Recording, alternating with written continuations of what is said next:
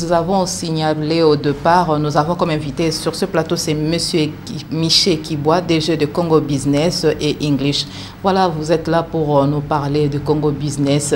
Qu'est-ce qu'on peut retenir de concret plutôt par rapport à vos activités? Oui, nous sommes un centre de formation multidisciplinaire.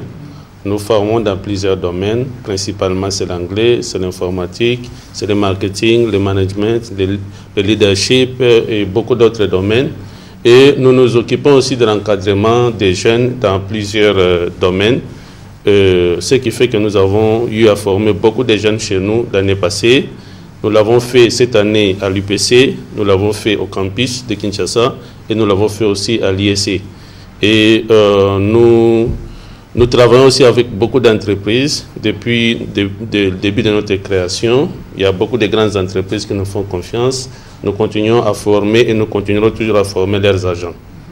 Autrement dit, est-ce qu'on peut connaître la mission de Congo Business en RDC? Oui, la mission principale de Congo Business, c'est axé sur 3 niveaux. Le premier niveau, c'est par rapport à la langue. Nous voyons que les gens, parfois, ils étudient principalement l'anglais et ça leur prend beaucoup de temps et ils sortent de là après avoir parfois beaucoup dépensé, ils n'arrivent pas à parler. Alors, Congo Business and English est là pour résoudre ce problème du parler et de l'écoute de la langue. Ce qui fait qu'avec notre méthodologie qui est de Baby Learning Strategy, juste en 3 mois d'utilisation ou d'assistance à nos formations, donc quelqu'un sort de là, il parle couramment l'anglais. Et en dehors de l'anglais, nous avons constaté que notre pays a un niveau de pauvreté parmi les pays les plus pauvres au niveau de la grande masse de la population. Alors, on s'est dit que c'est un problème de l'éducation. De quelle éducation s'agit-il? De l'éducation financière, qui ne se donne pas à l'école. Et nous sommes là pour révolutionner notre population, aider surtout les jeunes, aider les parents, aider les enfants, tout le monde à comprendre que pour trouver les solutions à notre problème, pour sortir de la pauvreté dans laquelle on se trouve, c'est un problème de l'éducation et de l'éducation financière. Parlons de prime abord du volet anglais. En RDC, à Kinshasa spécialement, il y a la floraison de centres de formation en anglais. Quelle est la particularité de Congo Business? Oui, nous ne disons pas formation en anglais, mais nous disons parler anglais. C'est ça la différence, c'est la grande différence. Quand les gens viennent chez nous pour suivre nos formations, sans pouvoir nous vanter, la vérité c'est qu'ils commencent à parler l'anglais dès la première séance. Et dans 3 mois, ils deviennent fluents. Vous travaillez en collaboration avec l'ambassade des États-Unis d'Amérique. Ça se passe comment? C'est surtout dans le cadre de la formation, surtout la formation des jeunes. C'est dans ce cadre-là qu'on travaille avec eux. Comme l'ambassade est intéressée à la formation des jeunes dans beaucoup de domaines, ils ont des cours en ligne, ils font la promotion des cours en ligne qu'on appelle les MOOC. Et nous aussi, étant intéressés par les mêmes sujets, c'est là où nous nous rencontrons. Et nous organisons souvent des séminaires ensemble avec eux auprès des jeunes. Et cette fois-là, nous avons pensé ne pas seulement s'arrêter au niveau des jeunes, pouvoir étendre la nouvelle à tous les niveaux, parce que la formation doit aller jusqu'à la fin de notre vie. Aujourd'hui, 15 novembre, vous avez convié le professionnel de médias spécialement à un séminaire qui a planché sur l'éducation financière, l'innovation, la création d'entreprises et les MOOC.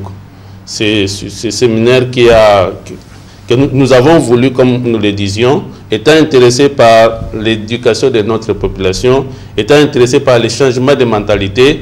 On s'est dit que nous, en tant que seule institution, ou l'ambassade des États-Unis seule, nous ne serons pas. Nous avons voulu que les professionnels des médias puissent s'accaparer de ces sujets pour pouvoir les partager à un niveau plus large. C'est pourquoi nous avons invité nos amis les journalistes. Voilà. À la régie, on nous signale que l'élément sur le séminaire que Congo Business and English a organisé cet avant-midi à l'intention de Chevalier de la Plume de Kinshasa spécialement est prêt.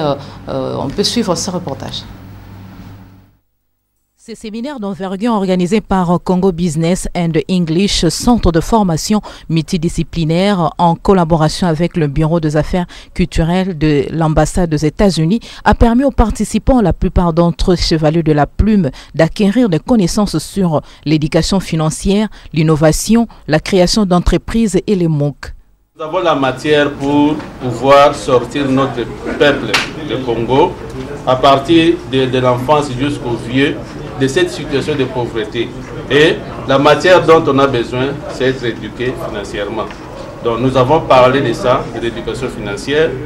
Nous avons montré que c'est l'éducation financière qui est plus importante que l'argent. L'argent peut venir et disparaître. Mais quand on est éduqué financièrement, même si on perdait l'argent aujourd'hui, on peut le récupérer. Il faut en parler, en parler, en parler. Nous sommes là, Congo Business, à tout moment qu'Initian nous invitera. Pour en parler, nous continuerons toujours à en parler.